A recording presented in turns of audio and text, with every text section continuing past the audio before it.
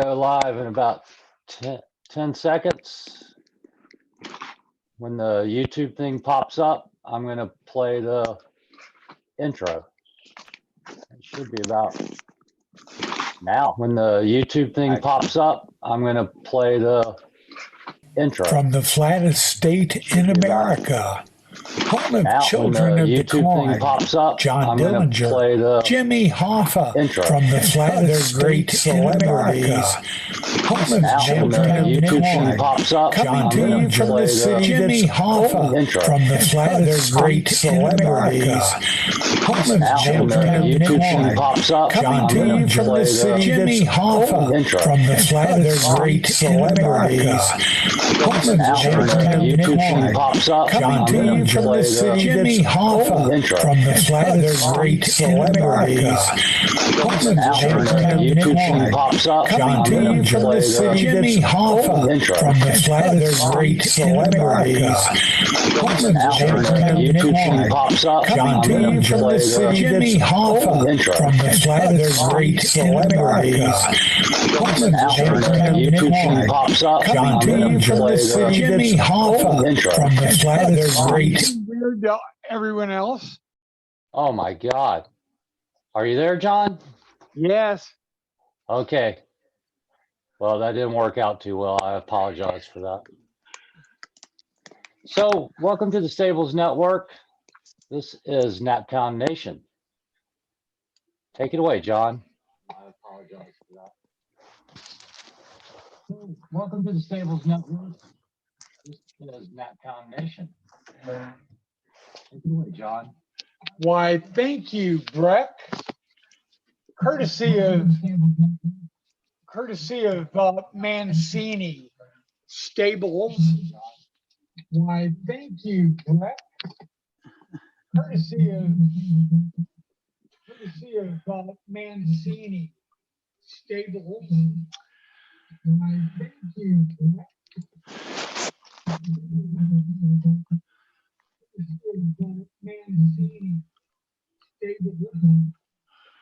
Well, this is starting off on a interesting way. Welcome to Naptown Nation, all things Indiana, and I'm John Guy. And I'm Eli Racevich with Gracie the Wiener Dog. And I'm Peg Palmer, the Siren of Sarasota. Our mascot tonight will be Lou from New Jersey, I'm pretty sure. And we've got an interesting guest tonight. Brian Sutherland, who is an actor and appeared in the TV show Grimm recently. Are you familiar with Grimm, Eli? I am, and I'm familiar with Brian. Really? I've seen several pieces. I've seen several of his things. Yep. When we get him on here, I'm going to ask him about his guest appearance and one of my favorite Sci-Fi Channel shows. There you of go. The zombies genre, of course. Well, sure. Zombies. This guy, I'm telling you, Peg. I'm here. I've never watched Grimm, but I'm interested. Okay, he's 6 foot tall. 6 foot tall. Waist is 32. Inseam is 32. Shoe size is 11 and a half. Ah. Brown hair, blue eyes. Yeah. Hey, Peggy. We're checking him out. He's really like 4 feet tall. No. He's tall. No. And he's actually been in a whole bunch of stuff. He's been on Broadway. Cool. He was in Cats on Broadway. Wow. Which is really pretty cool, I think. We want to do a quick shout out to Breck, our beloved producer. Absolutely. What what kind of phone number are we using tonight, Mr. Breck? He's asleep. All right. Well, John, I'll give you the one I posted earlier. Do it. It's 415-340-4848. There you go. So, how are things in Indiana, Eli? Well, it's cold, John. I like to start us off with our sports rundown. There's not much to talk about in a good vein. Lou and I were talking about the Butler game Saturday. That was a disaster. How was it a disaster? Butler lost both games badly this weekend. How? Yeah, the formula seems to be. Remember I told Lou, I said 65 Butler can win. Well, unfortunately, both games they lost this weekend. The opponent really came out strong on offense. Big lead early in the game. Butler makes it close, but they just can't. They don't have the athletes to play other top 20 teams in a running game, a quick-paced game. And they get back in it on defense, but hard work, unfortunately, in sports only takes you so far if you don't have that physical gift.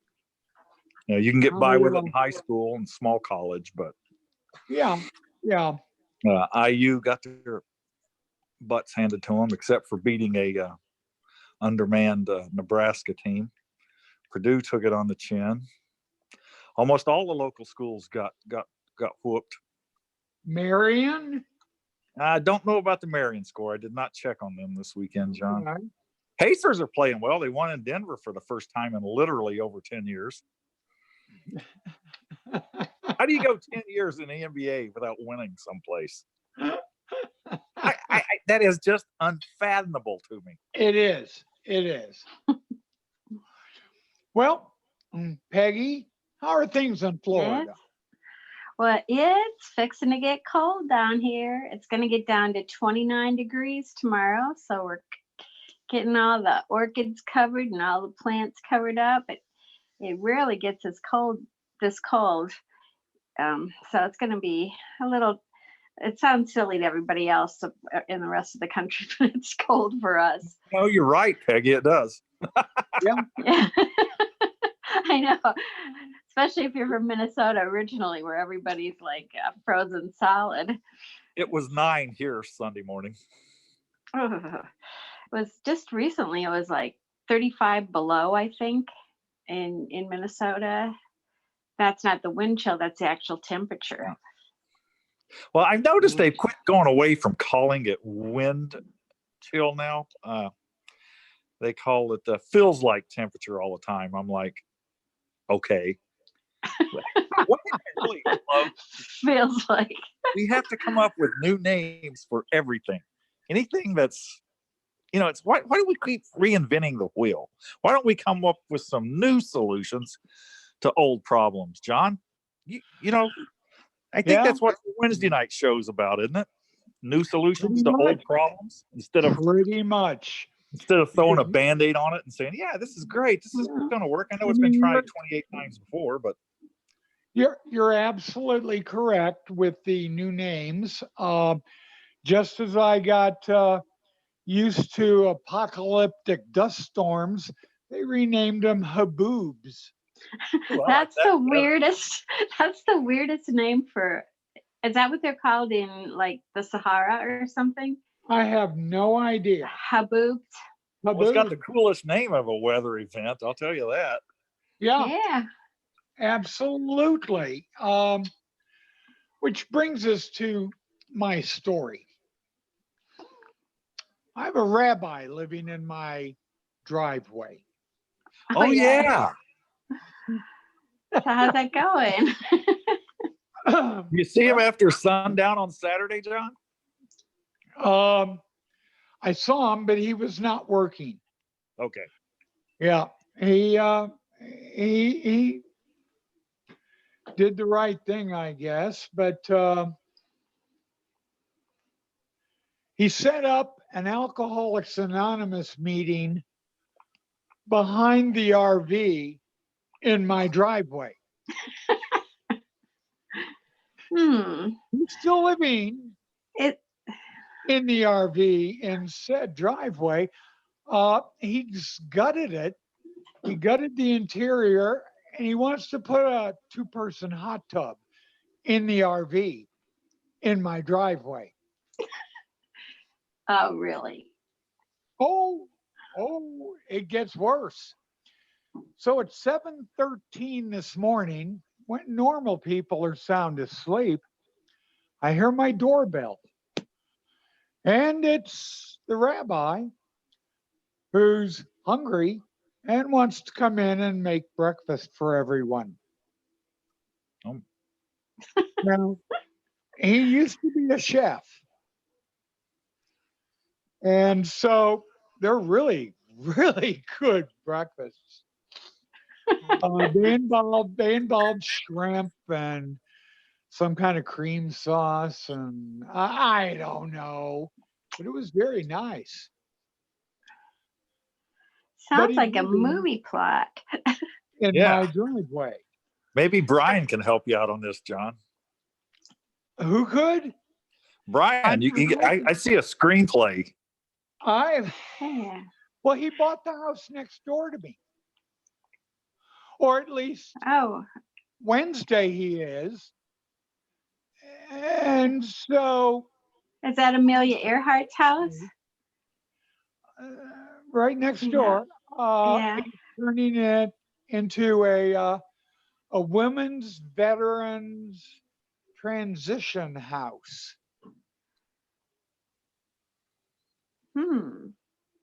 Yeah, whatever. Evidently, we're going to have children next door. Women, children, M16 guns. I have no idea. It's kind of like having a whirling dervish has just landed in your driveway.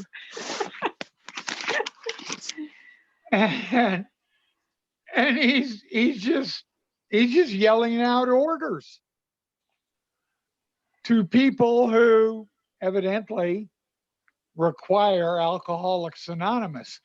I went to my first Alcoholics Anonymous meeting this past week, which is kind of odd because I don't drink.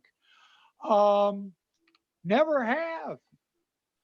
But there are you going to start? There I was. Trying to assimilate. Did you have to make up a story? Well, we'd run out of gas in the rabbi's Jaguar.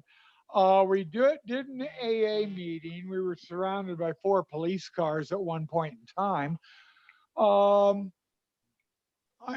met an awful lot of evidently former and current alcoholics. And again, he's living in my driveway. Now, he's going to be leaving this weekend because his close personal friend Marion Barber is in Dallas. And that's good, huh? And the rabbi has to go down and collect his weapons from Marion's house that are stored there. I don't think any of them are flamethrowers, but I think there's a grenade launcher in there. Because our rabbi happens to be retired U.S. Army 101st Airborne. So I've got a military rabbi living in my driveway. And all I can think is, oh yeah. You know those sheds that you can buy that look like little tiny houses? Yeah. He bought 4 of those today. 4 of them? Where's he going to put those? He put 2 of them in my name. So 2 in your name? What? Yeah. So he's dropped about 40 grand in those little tiny shed houses kind of thing, which reminds me, I do want to say this.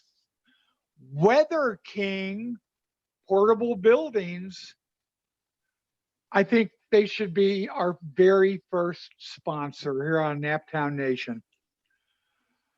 Because that's who we bought the 4 buildings from. I think it was 4. May have been 5. I'm not sure. Yeah, that can't be cheap. Dervish. Huh. But, So you don't what?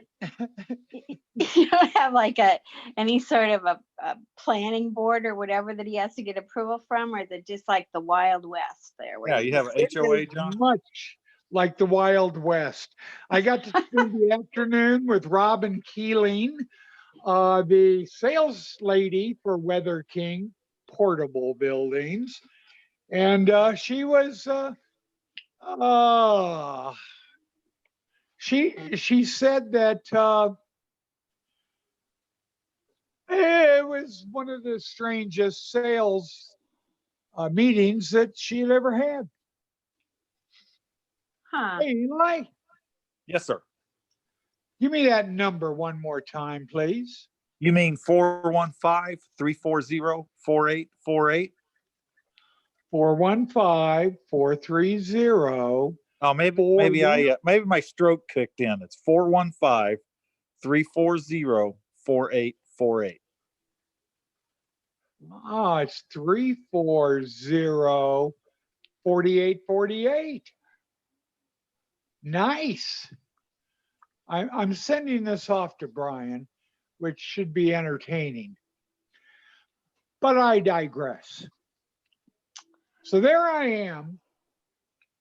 And yeah, he bought four or five little buildings today. So they were like going to 10? own my next door house. Huh. You're gonna have a colony. Oh yeah, John. Yeah. Well, and this is one of his favorite phrases. Jesus cured 10 lepers. How many came back to thank him? The correct answer is 1. Only 1 out of 10 lepers. So he keeps using this, and I'm kind of thinking, oh my God, I'm going to have female lepers living next door to me with little leper children. Leper kids. Leprechauns. That's right. Except you're going to have leper kids. They can all wear pointy hats. Oh, John, I got to interrupt. I just had a vision and Grandpa and me kicked in. You can really emphasize, got your nose and stick it between your.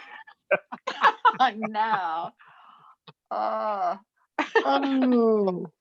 Hey, we need to talk about Brian Sutherland here because he's going to be joining us momentarily.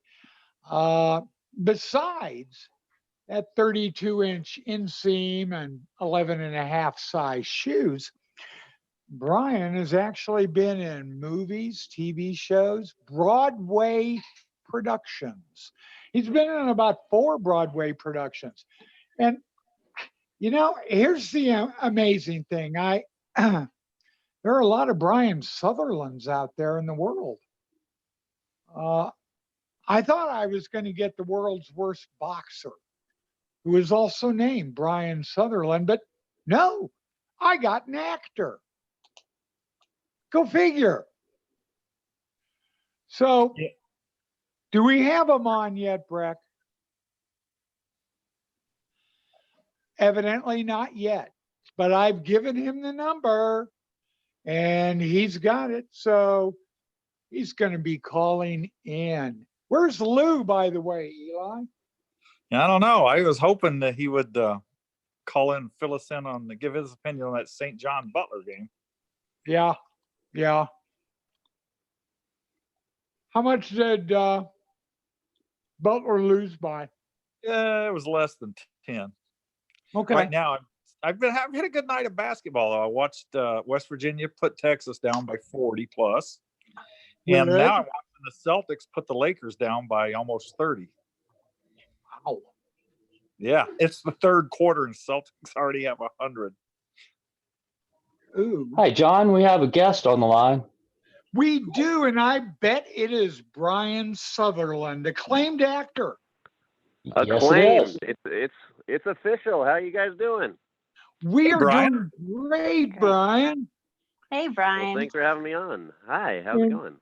Eli has actually seen many of your movies. I have. Is that true? Yes, sir. Name one. Of course, I have a brain fart. The serial killer western. Yep. Oh yeah, Dead West. Yeah, Dead West. I want to see that. That just came out. One of the most fun series sci-fi ever put on was Z Nation.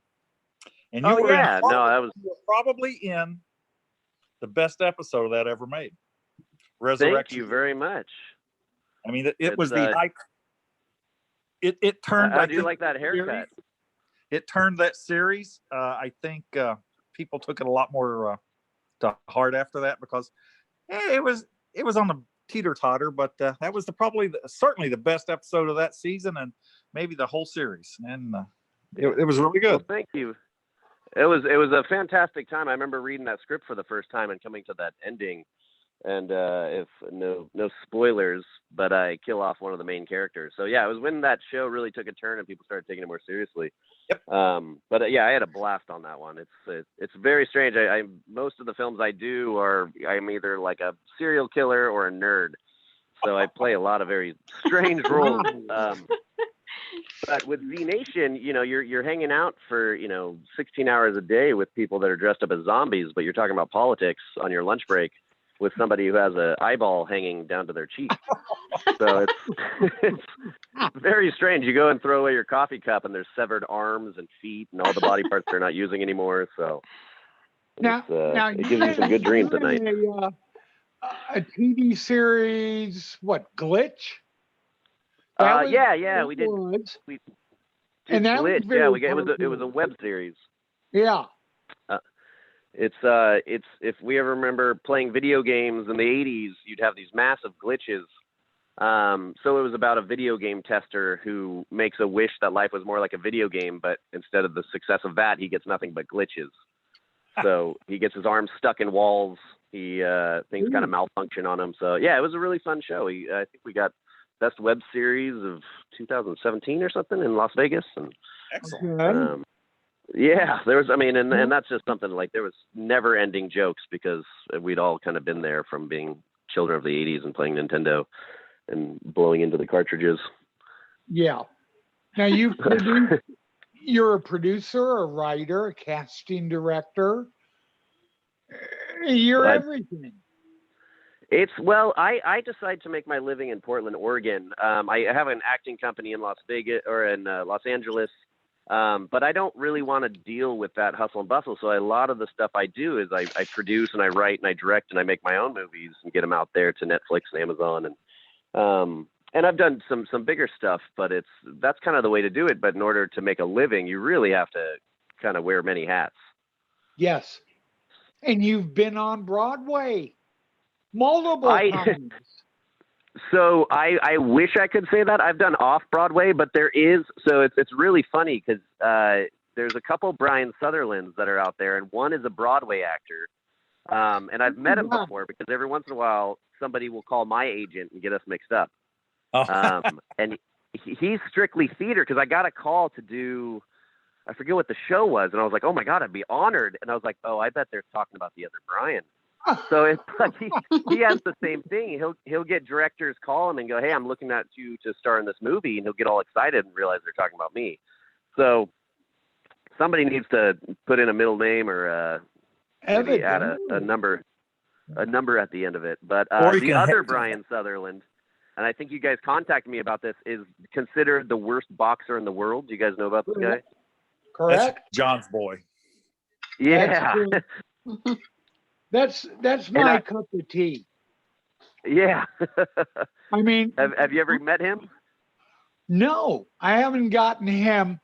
I did get a 3'2" guy who tried out for the Dallas Cowboys. When was that? if you look him up, he is the shortest guy ever to play pro baseball. He played for the St. Paul Saints in the outfield with Darryl Strawberry. And Darryl gave him the nickname Stud. But Dave Stevens went and tried out as a nose tackle for the Dallas Cowboys. He played baseball, football, and wrestling all through college. Wow. He was born without legs, and gets a lot of base on balls. Yeah. But he doesn't steal much, huh? No, he doesn't steal much. I had to throw something in there. Yeah. Brian, I'm the smart ass of the group, so. Oh, I love it. Yeah, he's an inspirational speaker to disabled kids who want to be athletes. But and he's played at Lambeau Field at halftime of a Packers game. Well, he's already a saint then. Wow. Yeah. So I mean, it was like, wow. Then I interviewed the last owner of the Indianapolis Clowns Negro League barnstorming baseball team. Oh my God! What are they called? The Indianapolis Clowns. Oh my God, that's great. No, they were one of the best teams there were, though. They could have taken out some major league teams. Hank Aaron started with the Indianapolis Clowns. Really? They were weird. Really good. I'm a clown teacher, so I love. Hank Aaron was a shortstop for the Clowns, and then got sold to the Braves. But this guy, basically, the Clowns were a Harlem Globetrotters kind of traveling team. This guy pitched on crutches. Wow. And he was the most valuable pitcher in Sweden one year, which is where he met his wife, pitching on crutches. Wow. Man, there's some fascinating stories out there. Yeah, I got the weird ones. Trust me. Yes. Yeah. John knows all about weird. I know weird. The wizard of weird. I think you reached out to me because you're like, "Are you a boxer turned actor?" And I was like, "No, but I know exactly who you're talking about." Yeah. And that video, I mean, I don't know where that guy is now, but it's. I've even had people reach out and be like, "Do you want to make a movie about that guy?" Because he has this mullet and this handlebar mustache, and he's trying to slap instead of box, and he gets knocked out within maybe 40 seconds, and it's just this classical TKO. Oh yeah. I mean, I've seen the video probably 100 times. Sometimes I wish I was him. I'd love to play him in a movie. There's a lot of some Rocky montage of that guy training to do this fight. What are your favorite sports? I went to the University of Oregon, so I'm a big Ducks fan. So basic probably college football is what I watched the most. So it was really nice seeing the Ducks get so far this year. I played baseball for about 16 years, just kind of all through high school.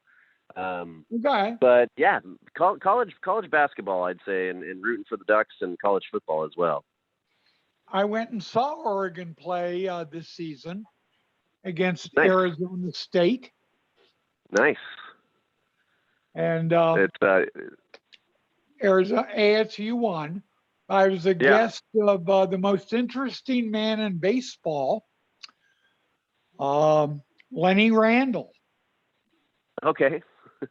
Lenny Randle was named by Rolling Stone magazine the most interesting man ever in baseball. Why is that?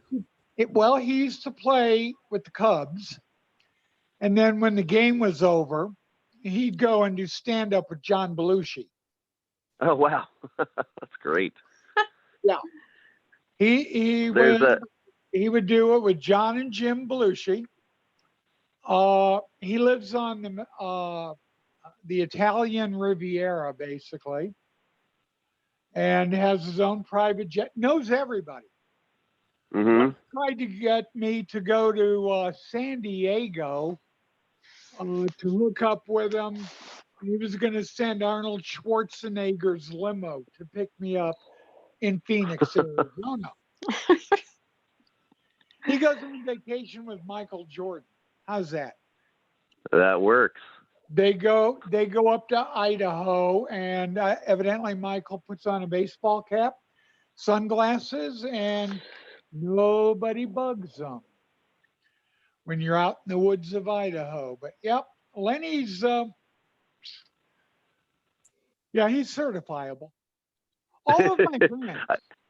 I mean, I have a rabbi living in my driveway. I did a movie last year called The Last Pitch, and I think it's floating around on YouTube somewhere. And I played a guy who this really nervous nerd who saves a kid at a baseball game from choking on a hot dog, and he gets kind of yeah. You saw that, Jim Dark, yeah. The civilian. So he's never thrown a ball before, so he's terrified as he's honored to throw the first pitch. And at the end of the movie, he finally builds up the courage to throw the first pitch at a ball game, and he loses control and hits the kid in the head that he saved and kills him. Oh no! Oh no!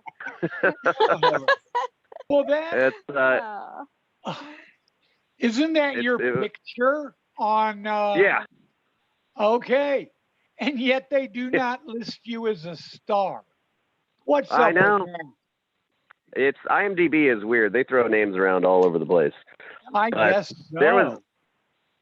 There was a story about a guy who, because IMDb, the International Movie Database, has you're ranked from like number one is Tom Cruise, best actor in the world kind of thing, and it goes up to about 5 million. So actors are always trying to get their IMDb rating really low, because the lower you are, kind of shows that you're a good actor. Most A-listers are under 10,000. But somehow a movie extra hacked the system and got down to like number one.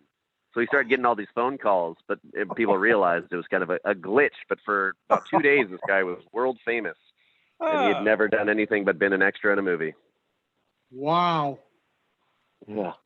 So he's kind of like the Rocky of IMDb. Yeah, exactly. That's it. So that's. Well, this looks interesting. I will have to watch it, Brian. Which one? The first pitch? Yes. Yeah, check it out. Sports fans, you'll like it. You will have to see my bare butt. I do put on a jack strap, and you will see my full butt. Peggy's interested. Peggy's Googling it now. Peggy.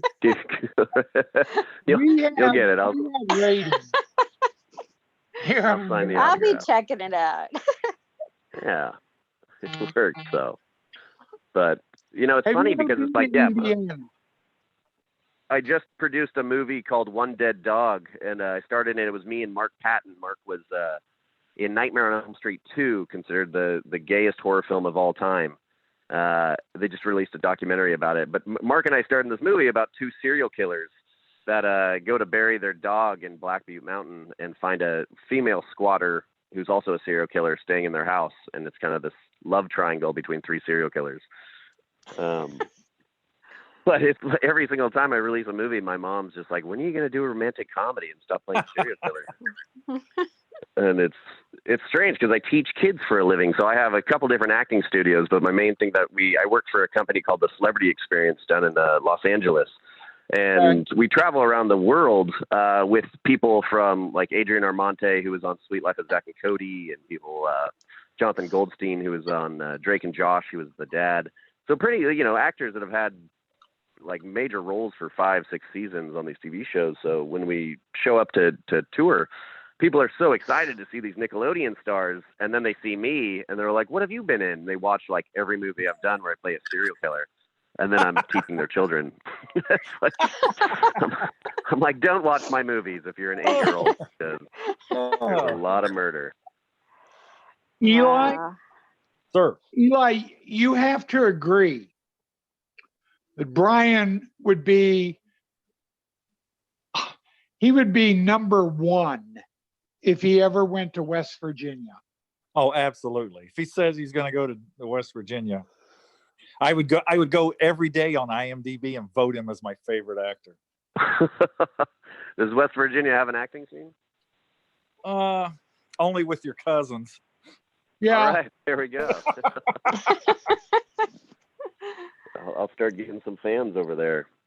Well, Yeah. I lived in West Virginia. Eli was born in West Virginia.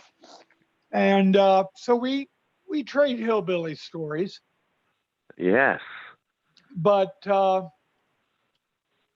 Eli will tell you about Mothman as an example.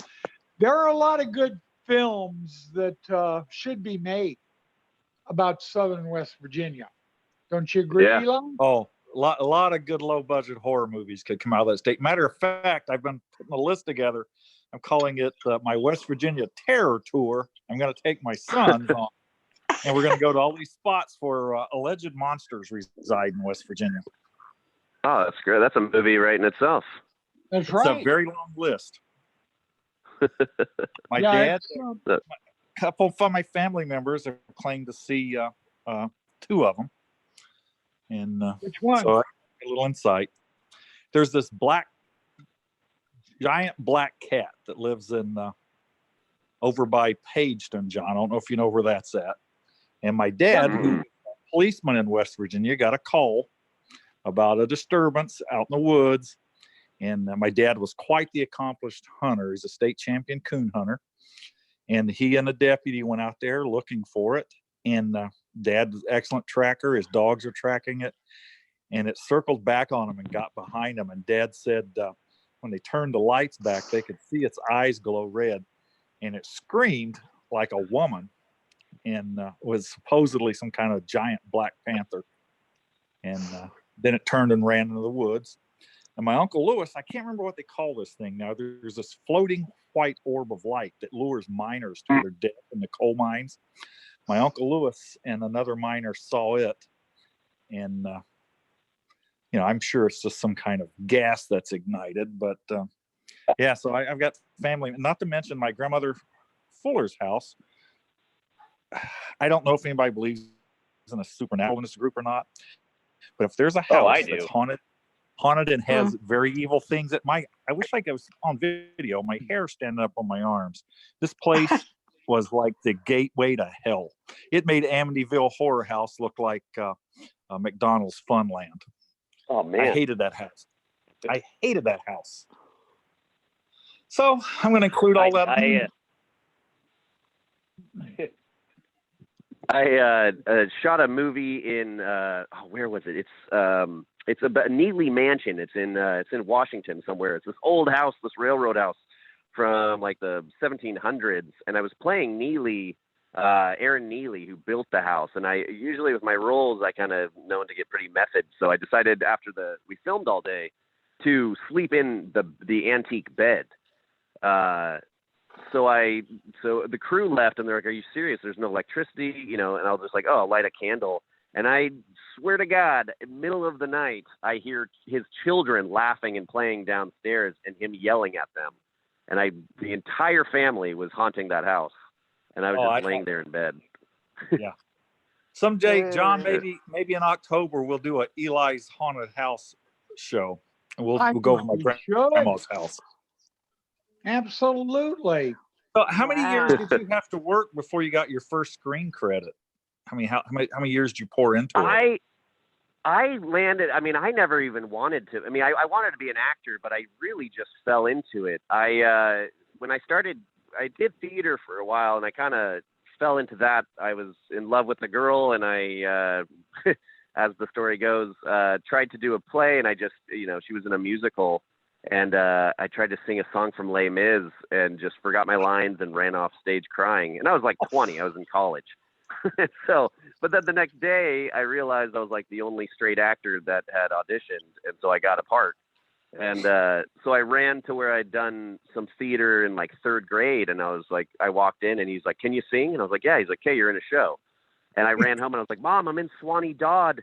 I think it's a musical. And she's like, you mean you're in Sweeney Todd? It's a musical. It's like, yeah. I had no idea. So before I knew it, in one day I was in 2 big musical touring companies, and that just led to more jobs and more jobs. And then my friend was shooting a movie. He's like, I need you to be an extra. So I was a host, but every single time I just started kind of doing weird things while I was on set. And finally the director was like, who's that guy? And he's like, why is he doing that? But that's hilarious. So he ended up writing me a part in this movie. And then that just kind of led to bigger and bigger things. And the kind of breakout that I had was a movie called Ghostlight, actually about haunted houses. It's in Everett, Washington. The Everett Historical Theater is considered top 10 most haunted theaters in the country, I believe. I think there's been like 7 people that have died there. So we shot a movie about a guy who would get $10,000 if he could last one night in this theater, and then shenanigans happen. It's called Ghostlight. It's actually getting re-released next month out on like Netflix and Amazon and all those fun venues. But Ghostlight. It's a pretty good film. We shot it like 8 years ago. But I just got a phone call, and they were just about to shoot, and one of my friends was playing the lead, and he ended up not being able to. I think he was getting married, and he realized he just didn't have time to do the movie, and he just gave me the role. So I met with the director, and then that ended up being the director of Dead West, and then we just did a movie with Jeffrey Combs.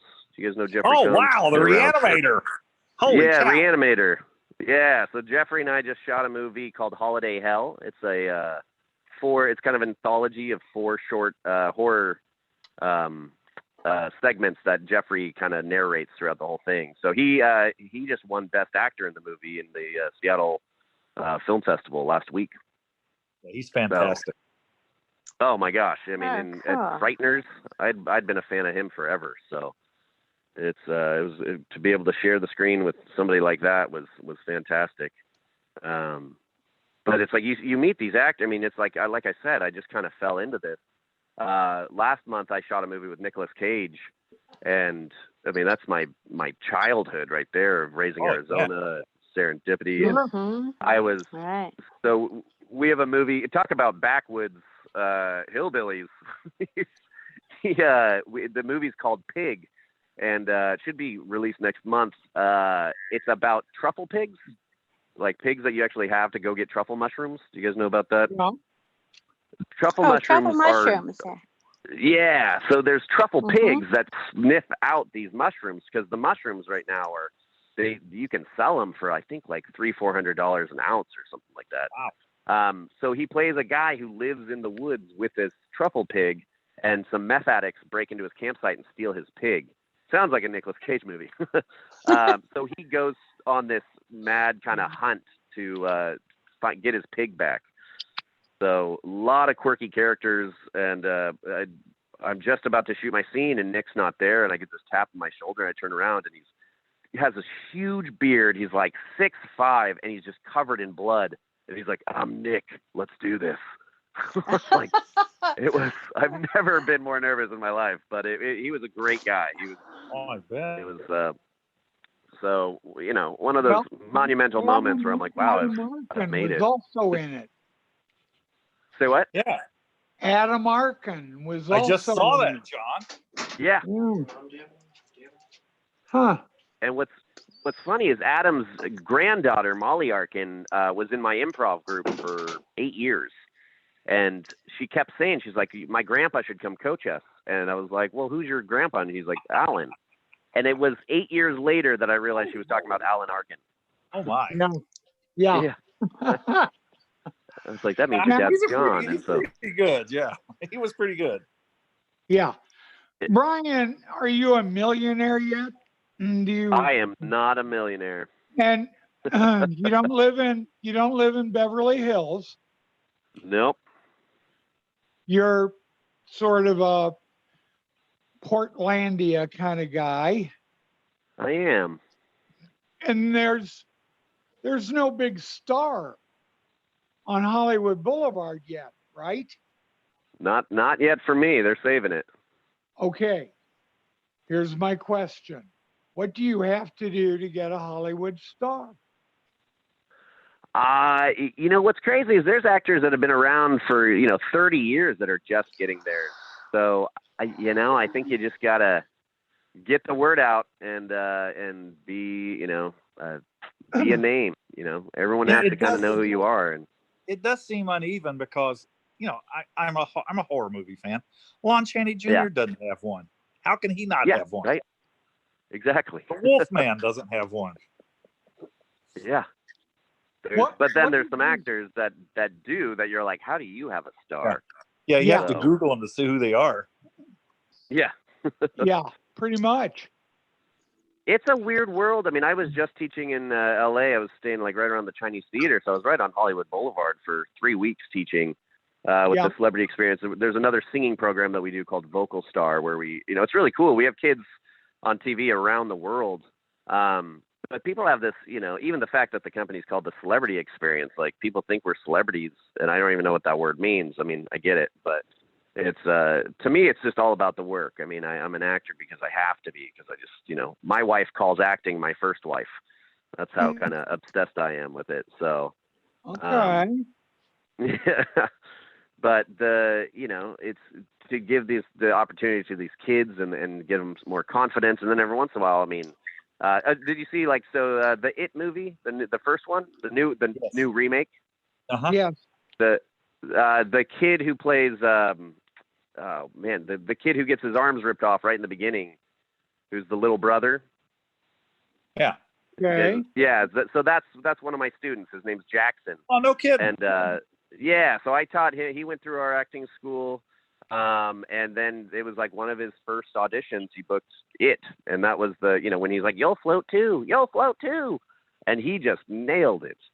So we have kids, I have a student, Noel, that just did the what's that Western that's on HBO? I can't think of it, but yeah. So she just booked that. So it's really cool to, give these kids these opportunities. But the one thing I tell them, I was like, don't worry about the money. Don't worry about the fame. Don't worry. I mean, you do it because it's art, and we're just trying to elevate the world of art. I mean, of acting. I think actors are super lazy as far as all artists go, and it might come back to bite me. But when I started, I realized that I was going to train as an athlete. I was going to treat acting like it was a sport. I was going to shoot hoops every day. I mean, so instead of acting books, my parents got me like Larry Bird's autobiography and all these athletes. And I think that really helped, make it so I worked really hard and trained, to be the best I could at this, just like an athlete. So thanks, Mom and Dad. Your commercial for the Washington State Lottery. Oh, holy yeah. Smokes, that was good. The jousting one? Yes. That was a fantastic experience. That was the most expensive lottery commercial ever made, I believe. Really? Wow. Yeah. And you've also done Pepsi? I did. Yeah, I made that the Pepsi Ants commercial. We actually made that with a crew of only 2 people and sold it to Pepsi. And it became a huge, So we wrote that. We did all the special effects. We shot it. We just had a camera on tripod, and then the director and writer and special effects artist was an actor in the scene. And then he made these CGI ants that come and shake up the Pepsi, and it explodes in my face. But yeah, so that was it was like a Pepsi competition. We got first place in the world. They flew us to Barcelona. I think it was like a $10,000 or $20,000 check, and ended up having a huge run with that. So I think it's still playing in Brazil somewhere. That's great. Wow. Yeah. Now, do you have a cool family, story, Brian? I do, yeah. I have a 10-year-old daughter named Rhythm, and my wife, Sarah. So we've been together for going on 13 years. All right. I got to be a smartass again, Brian. Are you Catholic? Go for it. Am I Catholic? You Catholic? No. Yeah. I just wondered, since you had a daughter named Rhythm. I know. No, I'm just a hippie. Okay. Oh. Yeah. Oh, no. Yeah, the old school Catholic just laughed. I heard her. Well, that's the weirdest thing is, like, at my daughter's school, nobody actually has any kind of like old school names anymore. There's no Mikes or Brians or Jameses. It's all Cedars and Lunas and Rhythms. And so maybe it's a Portland thing, but you'd be amazed about the amount of strange names I've heard. My newest, my great grandson's going to be named Prince next month when he's born. You say Prince? Yes. Nice. There you go. And he better be talented. Is all I gotta say. Because if not, he's gonna be in a fight on the playground all the time. Or Brian, you know, the thing is, if I'd wanted to be an actor, I would have had to been a heavy with my name. My name's Eli Racovich. Now, when you hear that name, you think Eastern European heavy gangster. Yeah. You know? That's it. Those are fun roles, though.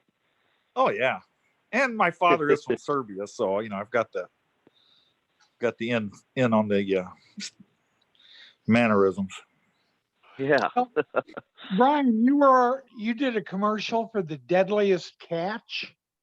I did, yeah. Did you play a crab or what? Yeah, I was just a human crab. I was one of the shipmates. I guess that's what you call them. The funny story about that. So it was before. I've just been an actor for going on nine years now. But at the time, I was in Seattle and I was working at the sandwich shop, and I was trying to, make it as a full-time actor, but I had to have a day job. And so I get this call from my agent that they just offered me to do this commercial, but I had to go out on the ship the next day. So I called in sick and told my boss I was deathly ill, and I went to do this Deadliest Catch commercial. We're shooting all day and we break for lunch, and no shit, who should cater the commercial is my sandwich company. No. I'm sitting there and my boss rolls up on the ship. He was all by himself and had to make 80 sandwiches. And he sees me and he goes, "This is yours. You're fired." It was, to this day, he was a good friend of mine, but he's like, I tell that story to everybody, but I'm like, what are out of all the restaurants, they were the ones catering it. So I think that was one of my last day jobs. Wow. Yeah. Well, we want to thank you for joining us tonight, Brian. Yes. Thanks for having me. It's been a pleasure. It has been fun, and we will stay in touch. And if you ever get the desire to go to West Virginia, Eli and I, we will we'll show you the sights. Oh yeah. Give me the tour. Hey Brian, a quick question. Good. Do you ever do the convention circuit? You ever do the horror convention circuit thing? I don't do the horror. I've done like Emerald City Comic Con. I do more of like I used to have a superhero show that was pretty funny called The Collectibles.